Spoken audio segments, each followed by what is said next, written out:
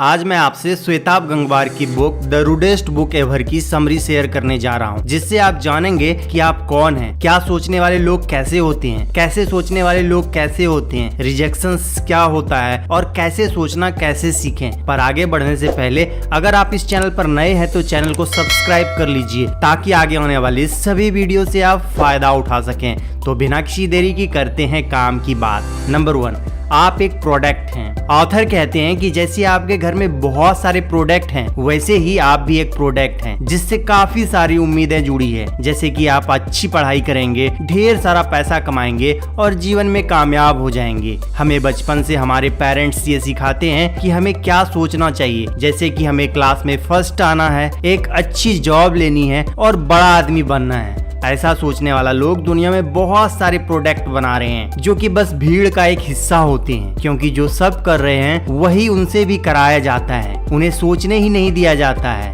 Author कहते हैं कि हमें कभी ये नहीं सिखाया जाता है कि कैसे सोचना है। शायद हमारे माता पिता को भी नहीं पता होता है कि आखिर सोचना कैसे है। तो आइए पहले जानते हैं कि क्या सोचने वाले लोग कैसे होते हैं। क्या सोचने वाले ऐसे लोग और विचारधाराओं को फॉलो करते हैं जिससे उन्हें सुरक्षित और आरामदायक यानी कि कंफर्टेबल फील होता है। ऐसे लोग किसी नई चीजों को सोचने से डरते हैं, अपने समुदाय या ग्रुप से अलग होने से डरते हैं और ऐसे लोगों को भीड़ का हिस्सा होना पसंद होता है। जब भी ऐसे लोगों को कोई परेशानी आती है तो वो हमेशा दूसरों के पास जाते हैं या किसी भी समस्या के समाधान के लिए कभी खुद नहीं सोचते।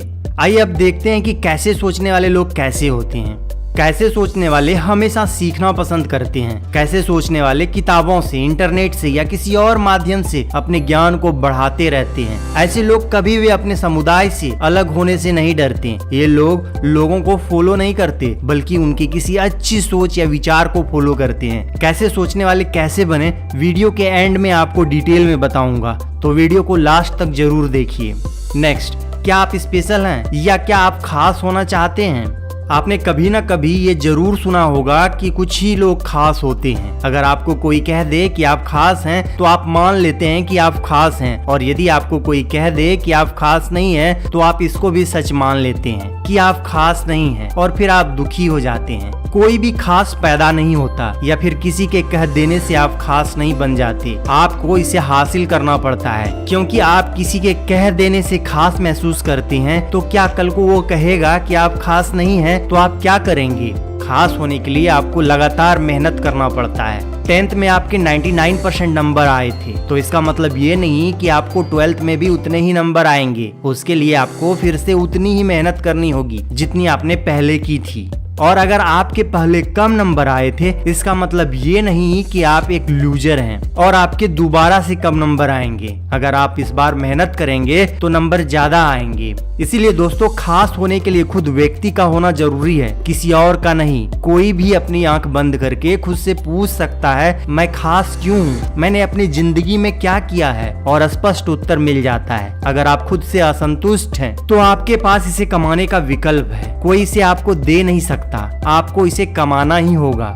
नेक्स्ट, रिजेक्शंस क्या होता है? रिजेक्शंस जीवन का एक हिस्सा है और ये नॉर्मल बात है। आपको ये समझनी होगी, क्योंकि इससे ये पता चलता है कि आप कुछ कर रहे हैं, एक जगह ठहरे हुए नहीं हैं। रिजेक्शंस का मतलब ये भी नहीं होता कि आप एक लूजर हैं। जब आपको कोई जॉब मिलती है या जब आप क्लास में टॉप करते हैं तो आपने कभी ये कहा कि मैं किस्मत वाला हूँ, मुझे हमेशा ही सक्सेस मिलती है? शायद नहीं। लेकिन जब आप रिजेक्ट हो जाते हैं तो तब आप बोलते हैं कि मेरी किस्मत कितनी खराब है, मेरे साथ हमेशा ऐसा ही होता है, मैं एक फेलियर इंसान हूँ। जब कोई हमें रिजेक्ट कर देता है तो हम मन में बोलते हैं कि मैं इसको दिखा दूंगा कि इसने कितनी बड़ी भूल की है, मैं बहुत अमीर बनूंगा, इससे बड़ा घर ले लूंगा और भी पता नहीं क्या किया।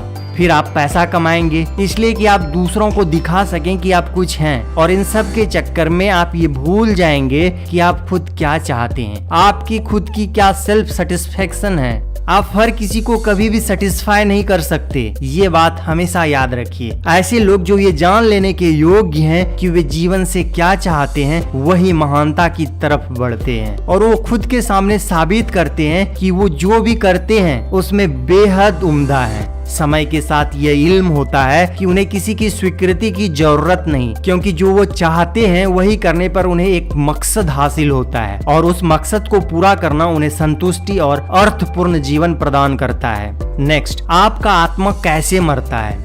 उस आखिरी बार को याद कीजिए जब कोई काम करके आपको बेहद आत्मसंतोष हासिल हुआ हो, लेकिन एक बार जब आपने इसे किसी सक्षम व्यक्ति जैसे शिक्षक, बॉस, गुरु के सामने पेश किया तो वे लोग इनसे प्रभावित नहीं हुए। असल में उन्होंने सोचा कि यह औसत दर्जे का काम है और आपके लिए आपका वह काम फौरन ही 2 कौड़ी का हो गया। इससे आपका दिल थोड़ा टूट सा गया और जिस चीज से एक समय आपको अभिमान हुआ था उसी चीज से थोड़ी देर बाद आपको अपनी नाकामी का एहसास होने लगा।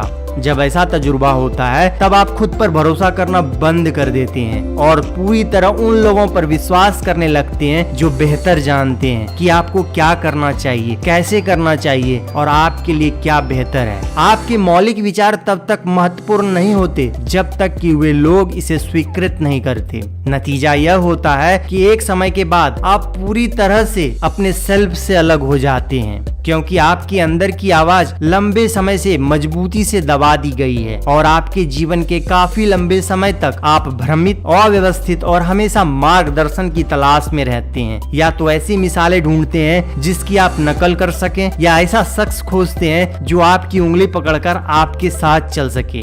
आप यहाँ एक शब्द सेल्फ पर ध्यान दे रहे होंगे। यह सेल्फ आपके भीतर मौजूद आप हैं। यह वह शख्स है जिसे आप स्वीकार नहीं करना चाहते और एक अलग इंसान बनने की खातिर इससे दूर भागते रहते हैं, लेकिन यह वही है जो आप वास्तव में हैं। यह वही है जिसे आपको बेहतर समझना चाहिए, उसे विकसित करना चाहिए और सशक्त बनाना चाहिए। नेक्स्ट, तारीफ कीजिए, अनुयायी मत बनिए। जब आप ये कहते हैं कि आप किसी की खास चीज को बहुत पसंद करते हैं तब आप ठीक उसी खास की ओर इशारा कर रहे होते हैं जिसने आपके दिमाग को आकर्षित किया होता है। तब आपका पूरा ध्यान आपकी प्रशंसा पात्र के स्रोत पर टिका रहता है, जो कि उनका काम, आस्था, रचनाशीलता या उनकी मेधा हो सकती है। प्रशंसा का मतलब यह भी हो सकता है कि आप उस स्रोत से प्रेरणा लें, जिसका मतलब है कि उनका काम आपके लिए संदर्भ बिंदु शरीक हो। आप किसी के काम से प्रेरित हो सकते हैं ताकि आप स्वयं कुछ सृजित कर सकें। लोग ऐसा बहुत बार करते हैं। आखिर में जब आप किसी व्यक्ति की किसी खास चीज की तारीफ करते हैं तब भी आप प्रशंसा के स्रोत को छोड़कर बाकी की चीजों से दूरी बनाए रखने के लिए आजाद होते हैं। जब कोई व्यक्ति आपका नायक होता है तब आपका झुकाव उनका अनुयायी बनने की तरफ होता है। इस मानसिकता के साथ अब ये जिम्मेदारी भी आ जाती है कि आप ये साबित करें कि आखिर वे लोग अनुसरण करने योग्य क्यों हैं। और जब भी कोई आपसे इस बात पर असहमत हो तो फिर आपको इस तर्क की रक्षा भी करनी पड़ती है। आप सोच सकते हैं कि मुझे किसी की रक्षा करने की जरूरत नहीं है, यह मेरा चुनाव है, मैं जिसे चाहूँ उसे फॉलो कर सकता हूँ। नेक्स्ट, कैसे सोचना कैसे सीखें। ऐसे लोग जो जानते हैं कि कैसे सोचें, उनकी बौद्धिक क्षमता, ज्ञान और इस दुनिया की कामकाज की समझ उच्च कोटि की होती है। उनका दिमाग आपसे कहीं बेहतर काम करता है, वे आपसे कहीं बेहतर अधिक जानते हैं और उनके मस्तिष्क में आपसे कहीं अधिक विचार आते हैं। और तब आप हैरान रह जाते हैं, मैं उस तरह से सोचना कैसे सीखूं जैसे वे सोचते हैं। यह बात आपके दिमाग में सुपर पावर बन जाती है और ऐसा लोग आपके लिए विशेष हो जाते हैं। कैसे सोचें इस चीज का ठीक विपरीत है। यह सोचने का ऐसा तरीका है जिसमें आप अपनी मानसिक क्षमताओं का इस्तेमाल करते हैं और किसी प्रभाव या नैरेटिव या बकवास के असर में आए बिना अपना विचार खुद स्वतंत्र रूप से तैयार करते हैं। तो कैसे सोचे को विकसित करने का पहला चरण पूरा करने के लिए जरूरत है कि आप इस बात से बिल्कुल अनजान रहें कि चीजों को लेकर आपकी पहली दृष्टि क्या होनी चाहिए। जब आपको किसी चीज के बारे में सोचना हो तो आप इसके बारे में मौजूद हर उस विचार को भूल जाएं। आप एकदम जीरो से शुरू करें। कैसे सोचें का मतलब होता है आंकड़ों को इस तरह से इस्तेमाल करना जो आपको सोचने पर मजबूर कर दे। आप सीखते तभी हैं जब आप सीखने के लिए इच्छुक होते हैं। कैसे सोचें को विकसित करने के लिए आपको समस्या की विषय वस्तु पर ध्यान देना होगा और इस दौरान अपने निजी विचारों, पूर्वाग्रहों और पक्षपातों को तिलांजलि देनी होगी। तब जाकर ही नए पैटर्न्स और नई समझ का जन्म हो सकता है। कैसे सोचें यह एक ऐसी योग्यता है जिसे व्यक्तिगत तौर पर आपके द्वारा ही विकसित किया जा सकता है, और इसके लिए आपको स्वयं की सोच चाहिए होगी। इससे आपको अपने पैटर्न्स मिलेंगे। इसका मतलब यह नहीं है कि उनका अस्तित्व पहले नहीं रहा होगा। इसका मतलब होगा कि आप जिन पैटर्न्स के साथ आए हैं उनसे आपको सबसे अच्छे नतीजे हासिल होंगे। तो दोस्तों, आज की इस वीडियो में बस इतना ही। आपको ये वीडियो कैसी लगी हमें कमेंट करके जरूर बताएं। वीडियो को लाइक करें, शेयर करें और चैनल को सब्सक्राइब करना ना भूलें। तो मिलते हैं नेक्स्ट वीडियो में। Thanks for watching. जय हिंद।